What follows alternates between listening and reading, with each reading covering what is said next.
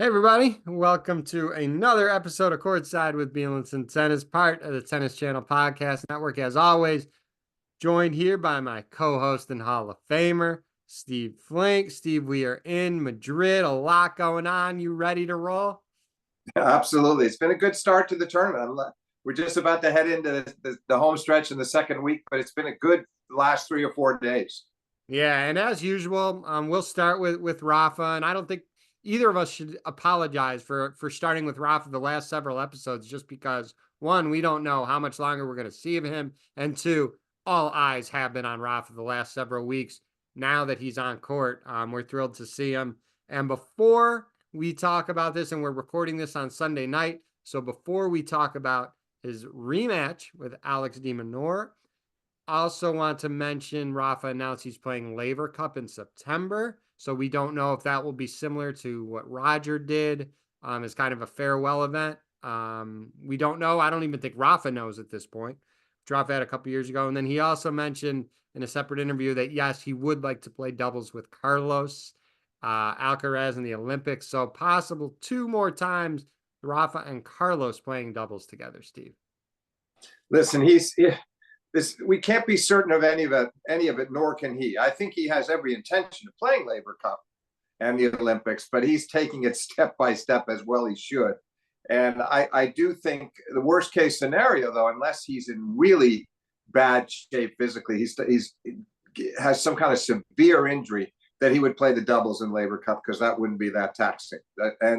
And whether he would play only doubles at the Olympics, if that was all he was capable of, that would be an interesting. I think, frankly, I think he would do that too, if that's what he was forced to do. But in the meantime, he's progressing so far in Madrid, which is terrific. You know, or as we speak, he's already had 2 wins, and he's going to play his 3rd round match tomorrow. So already the tournament's been a success on that level to get him those matches and have him stay healthy thus far. Yeah, and I want to kind of present you with this scenario, because so far it's been very similar. The second match obviously went Rafa's way in this case, but in Barcelona he had an easy first match, very easy first match. He then played Alex de Minaur, tough opponent, right? His first one in a long time. Didn't go his way. This tournament, very easy first round match, beating Darwin Blanche. What was he? 16 years old, 6-1, 6-love. Wasn't much of a test. But Steve, he had a day off before he played Alex in Madrid. He didn't have a day off in Barcelona. That said, I mean, we know the result. Rafa wins 7-6, 6-3. I'll let you kind of dissect it how you said, but remember what I said about Barcelona? Ideally, I wanted Rafa to have a 3rd match in that tournament. Here, when I saw the draw in Madrid, I'm like, hey, he may not get a 3rd match again, because he had the rematch with Alex. However, never doubt greatness, my friend. Rafa gets through, and I'll pass it on to you. Yeah, no, it was interesting, because it was sort of following the pattern of the match in Barcelona, a hard-fought, tight first set, which you felt was the winner was most likely going to come out on top in this confrontation. And this time around, it was Rafa who was up a break early, and then had a little controversy, not his fault, with Fergus, the umpire. You know, it was a questionable call on the baseline. He tried to challenge a call on the baseline, was told that he'd done it, hadn't properly signaled it. And he was a bit worked up over that, understandably and justifiably so. But he ended up losing his serve in that game. And you thought that might be pivotal, because he's up the break. He's now de Minaur gets it back and then breaks again. So de Minaur was up 4-3, 30-15 that first set. Missed a drop shot, double faulted, and then Rafa wins the next point and breaks back for 4-all. Crucial game. And then they end up going to the tiebreak, and Rafa is leading 6-2 in the tiebreak, double faults. And then de Minaur comes in and makes a nice little drop volley, and suddenly it's 6-4, and Rafa misses a couple of down the line backhands. He's just trying to roll, but good rallies, and it's 6-all. They change ends, and you see him go into the familiar Rafa trot, which is his way of trying to keep pumped up, keep the energy going, stay positive. It's a trademark characteristic, and we've seen it from him so many times. And sure enough, then on the 6-all point, he laced a backhand angle across court. It barely clips the net court, but stayed in. Now, would it have stayed in if it didn't hit that net tape? We'll never know.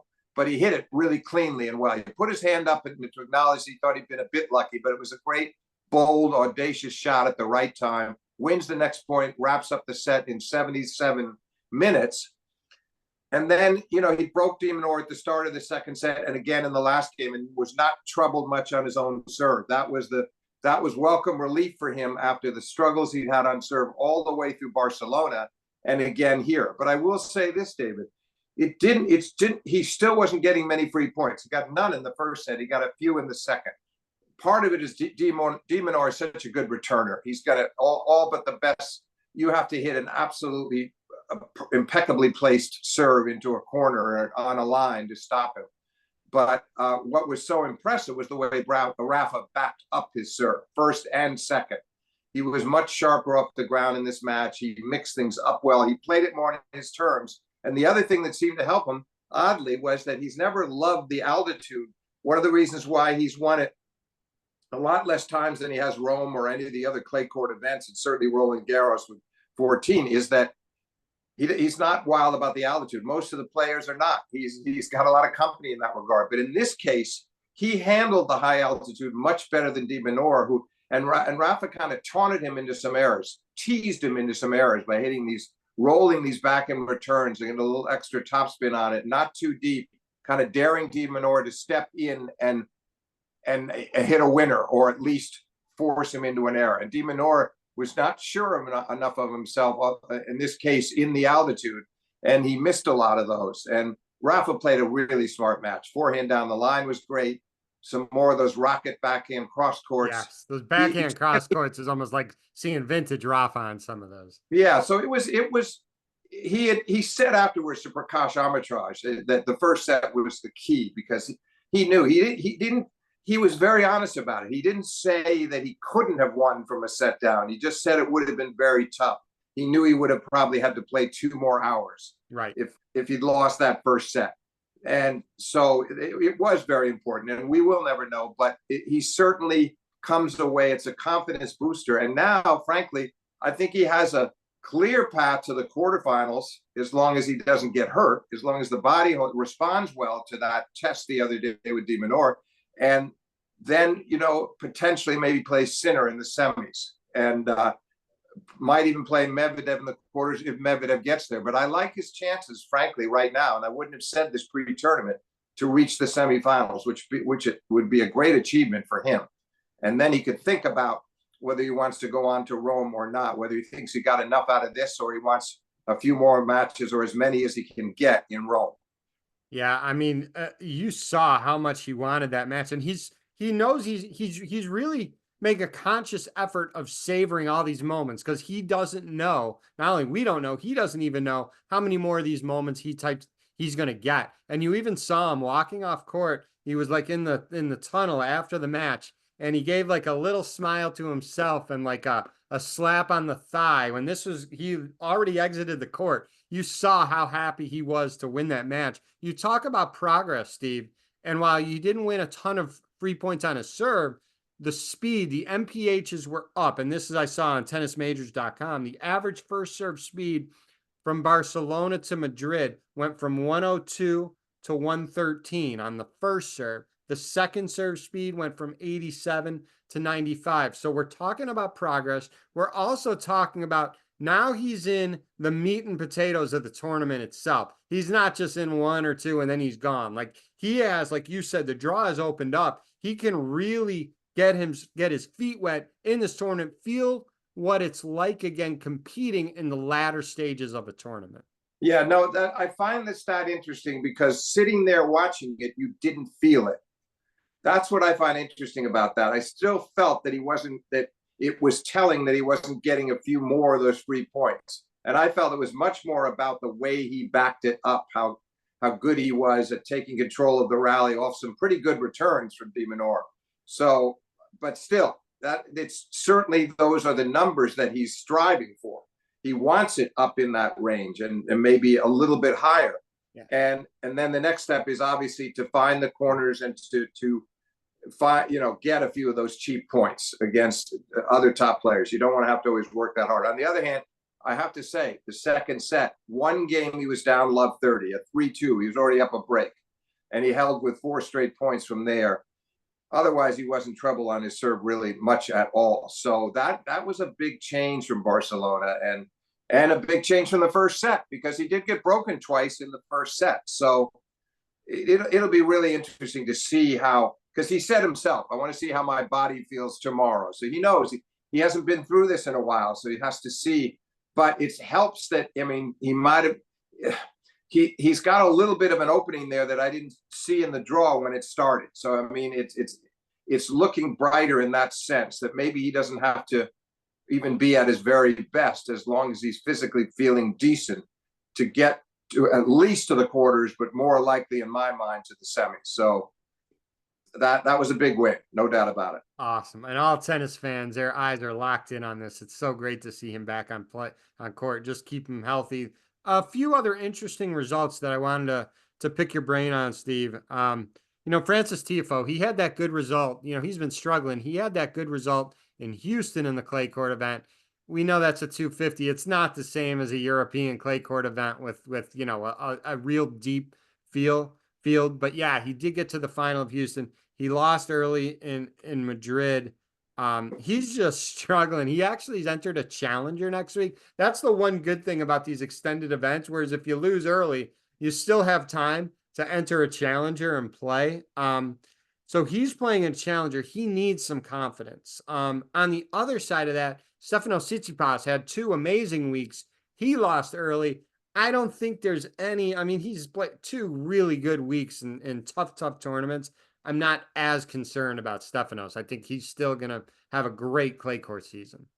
Oh, I agree. No, he was a little stale. I watched that match. You could see it. It's pretty hard to keep it going, even though there were some days off between Monte Carlo and Barcelona, and then a few more days off here. You're still not getting quite enough rest time, particularly if you're winning the first tournament in the finals of the second. He would like, I'm sure, a very good Rome. Agreed. That would be helpful. At least say a semi in Rome is what he'd be hoping for. But no, that's not a significant blow to Tsitsipas. He's about where he wants to be right now. I agree. And, we mentioned Tommy Paul last time that he hadn't been playing events since he, I guess, re-injured that ankle. Remember, he had that great semi in Indian Wells. He then injured the same ankle. When he injured it in Indian Wells, it was in a tiebreaker versus Medvedev. He then re-injured it in the early rounds of Miami. He has not played until just earlier today. I was glad that he didn't play until earlier today, because you want to strengthen up that ankle. He lost to Cerundolo 3 sets, 6-7, 6-4, 6-2. His first event back, Steve. He does want to get some matches in, no doubt. But again, the fact that hopefully that ankle is strong now, it's not an issue. I think he'll be confident going forward and trying to get some wins heading in to Roland Garros. Yeah, and he had a win before that loss to Cerundolo, who's a very good clay court player. So no, it's not a bad start back for him. As for Tiafoe, I admire him for being willing to play that challenger. That's accepting the fact that he hasn't been up to his standard level. So why not try to pick up some wins and maybe even a title, so that by the time we get to Roland Garros, he's feeling more like himself. I think it's a very wise move. That challenger is not your typical challenger. There's 4 top 50 players in there. Musetti's in it too, Steve. So this is not, this is a deep challenger. Like I said, I think it gives opportunities in these extended 1,000 events. If people lose early, they can still play another tournament if they want to. Yeah. No, it's a good field, but it's you could almost say it's close to a 250, but it's not like playing one of these 1,000s, and the opportunity will be there, and he if he can just get through a couple of matches, he'll be dangerous again. I hope. This has been a very rough stretch for him. A couple fun matches for tomorrow. Again, we're recording this Sunday night. Ben Shelton versus Bublik. That's going to be entertaining. A lot of shot making from both parties, and Medvedev versus Korda. That's 2-2 head to head, and they always play close matches, Steve. Sevi beat Medvedev in Australia at the beginning of the year. They've had close contests in pretty much all 4 of their head-to-heads. How do you see the Shelton-Bublik match and the Medvedev-Korda match? Yeah, well, the Korda wins for both. He beat Medvedev at that Australian at 23, and then later in the year in Shanghai, and then he lost a close one to him. That's what made it 2-2 in the rivalry. Yep. Indian Wells was very hard fought and very tight three-setter. Medvedev winning it. It's a coin flip. I might lean a little Medvedev, but he definitely does not enjoy playing court. He's had a couple of good wins thus far, and he's looking pretty good. I would. That's not one you'd want to come down heavily on either side. I think it's very likely 3 sets again. Medvedev coming off a 3-setter in the last round, obviously never at his happiest on the dirt. So while I think Korda is perfectly happy to play on clay, so I'm really looking forward to that one. And Shelton Bublik, I mean, just shot making from both players. Yeah, I think the key will be how well is Bublik able to handle Ben's serve. You know, this is in the high altitude. It's a good server's clay court if there is such a thing. And so I think he has a slight advantage. But on the other hand, Bublik drives everybody else nuts. He's a very unconventional player. I don't mean that as a criticism of him. I mean because his game is so it's so extraordinary and so unusual and so offbeat that you never know what's coming next with drop shots or going for bizarre winners or tweeners or whatever it might be. He loves to do things that are unexpected and break up his opponent's rhythm. So Ben's got to be prepared for that, and I think he will be. So I'm giving him Shelton a slight edge going into that match. And then 2 matches on the women's side I want to discuss. You got the All-American battle with Coco Gauff versus Madison Keys. Again, just both Coco and Madison have been inconsistent at times. It's if both are playing at their best, who do you lean towards? And then the other side is, I guess, if just one player is really off, the other opponent's going to win. It's just hard to tell with both those players because when they're on, they're both very good. It's true, but I think that Coco can win without her best stuff. That's I think the difference. I think Maddie has to be at her best, and that's the kind of player she is. Coco is very good at pulling out matches where she hasn't played terribly well, but she's a very tough competitor. Not to sell Keys short as a competitor, but I feel like everything needs to be clicking a bit more for her. On the other hand, she likes these clay court conditions. She likes the fact that it's going to be quicker clay court conditions, gives her some help. I like Coco in 3 sets in that one. And then a popcorn match, Aryna Sabalenka versus Danielle Collins. Sabalenka had a tough one earlier today, beat young American Robin Montgomery 6-4 in the third. She faces Danielle Collins. This person does not lose. She's now 15 in a row. A list of women's players to win 15 plus consecutive matches after turning 30. You ready? Chrissy, Martina, Serena, and Danielle Collins.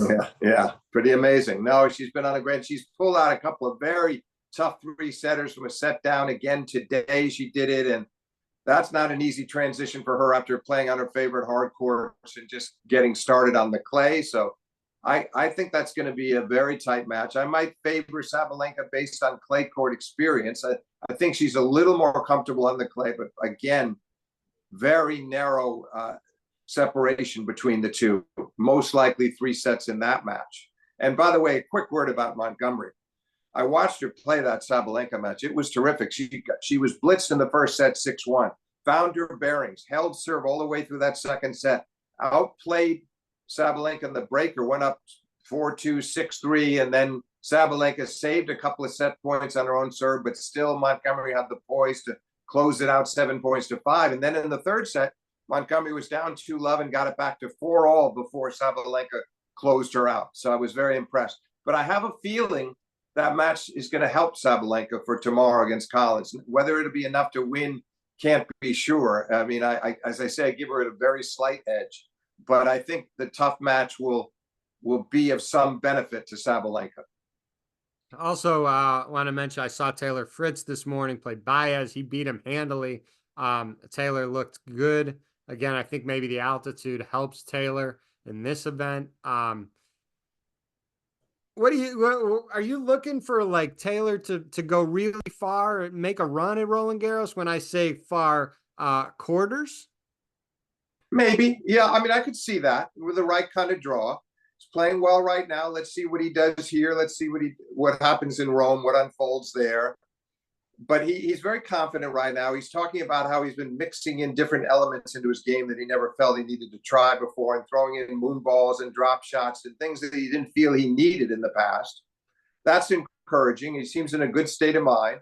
And I think over the last few years, he's improved considerably on clay. So that's why your question is an interesting one, because there's no reason with the right kind of path that he shouldn't get to the last 8 at Roland Garros. And I believe that that's what he believes. Well, this is going to be an interesting tournament. There's still so many great matches to be had. Again, these extended 1000s, it kind of takes a little bit to get going into the tournament. I mean, there's already been so much, and you're still not, I wouldn't say quote unquote, in the latter stages yet of the tournament. Obviously, a lot of news with Rafa and whatnot. Before we sign off, anything you're looking forward to this week? I hope you and I are talking about Rafa a lot next episode. Well, what I'd be looking forward to would be, if I'm correct in saying Rafa makes the semis and he plays. Got a tough quarter. He's got a tough quarter, Steve. Potential quarter. I mean, Medvedev does not enjoy playing him. I mean, I know they've had a couple of incredible 5-set finals both of which Medvedev lost to Rafa in the 2019 U.S. Open again. That was both on hard court. Yeah. Yeah, both on hard. But I'm saying, then to have to play him on clay. I mean, obviously we know what happened in the Australian at 22. That was the heartbreaker. I just feel like Rafa would I feel like I would really like his chances, and I'm also not that certain. I'm giving him the slight edge over Korda, but I'm not a bit shocked if Medvedev loses to Korda, and I don't see Rafa losing to Korda on clay. Hard courts, maybe, not on clay. So that's, if we can get a Rafa Sinner semi, that to me would be exhilarating. I don't think he would beat Sinner right now, but I just want to see how far he could push him in front of a partisan home crowd in Spain, and Sinner still trying to. Sinner, of course, is great on any surface, but if you had to say there was one court, he still would prefer hard courts at this stage of his career, and he's coming off a loss to Tsitsipas in Monte Carlo. So I just feel like he's still trying to find his full dose of confidence, and it wouldn't be an enjoyable experience to hear that crowd coming on so strong for Rafa. So I would like to see it. I think Sinner would be the victor, but I want to see that. I want to see that match happen. That I'm hoping for that match. I mean, you still got what? You still got Iga, you still got Sabalenka, you still got Rybakina. We always talk about that trio. We got Danielle Collins. We're going to see if she loses ever again. The men's side, again, you just touched on. We got a lot to look forward to this week. Who knows? I think we're going to be talking about Rafa, obviously, win or lose, how he does. But the best part about it is that... David, just a quick comment. I'm also fascinated to see Carlos has had a couple of wins. He's been wearing a big arm brace because of his forearm injury. And he's been talking about how he has not been able to hit full force all out off the forehand, and you can see it. He's not steering it, but he's not blasting away with his usual abandon almost. So I'm fascinated to see what he can do. He seems to say he's feeling better just because he's wearing that brace. I guess they're still working on the arm, and he's starting to feel stronger, and maybe it's less of a burden than it was. But let's see where he goes in this tournament. He is wisely making Sinner the favorite and talking about Sinner being the favorite. And but I think, it's a title he's won in the last 2 years, and he very much wants to make it a three-peat. So I'll be watching Alcaraz very carefully as well, and then hoping that the issue with the arm disappears. I agree. And, we're talking about all these great players and matchups ahead this week. We're not even talking about Novak because he's not in the field. You throw Novak into the mix, the field goes to the next level. So hopefully we get everybody playing as we head into Roland Garros, and we get to see a great culmination to the clay court season in the next, what are we, we're almost early May. So, another 4 weeks, maybe 5 weeks at most. So a lot of good stuff to come up on both the ATP and WTA side of things. Yeah, and also we still have Zverev in the mix as we speak in He Madrid won a too. good one today against Shapovalov. That's right. Yeah, good win, and he is just about as good on clay as he is on hard. If you asked him to pick one surface, I don't know which one he'd necessarily choose. He loves playing on the clay, so I'll be watching him with heightened interest as well. I agree. This was a lot of fun, Stephen. And, obviously, our next recording, we're going to summarize everything that happened this week. So thanks for your time. I know you're looking forward to this week as well as myself. And I think tennis fans across the world. Thank you, David. I enjoyed it.